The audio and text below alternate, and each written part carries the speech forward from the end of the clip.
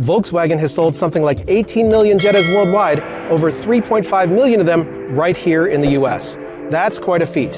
As a mainstay of VW's lineup, this compact sedan has been around for over 40 years. You don't look a day over 39, honest. I kid, but VW is working hard to make sure that no gray creeps in around the Jetta's temples. For 2022, the model is getting a little nip tuck, and as you can see, the changes amount to a much broader front grille and a completely different front bumper. There's new bumper out back too, along with new wheel patterns. But hey, the biggest thing is that there's actually a heart transplant, updated tech, and a new sport trim. Let's start with that new heart. VW has yanked last year's 1.4 Turbo 4. In its place, a big block, 1.5 liters. Okay, so the new engine is actually based on the old one. It's the updated bored-out EA211 borrowed from VW's new Taos. It churns out 158 horsepower and 184 pound-feet of torque, the same numbers as in the compact SUV. That works out to an 11-horse bump over last year, and while the peak torque value remains unchanged, it's accessible lower in the rev range for better drivability.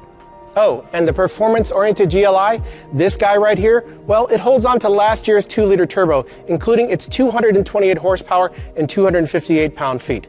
It's the latest version of what was my very first car, and today it remains a criminally underappreciated driver's car. It's not based on the new updated chassis of the Mark 8 GTI hatch, but it does get some visual tweaks of its own, including a new rear bumper cap with a honeycomb and a much larger and apparently throatier exhaust. Plus, it's got all the standard Jetta's updated safety gear and infotainment tech, so let's take a look over there.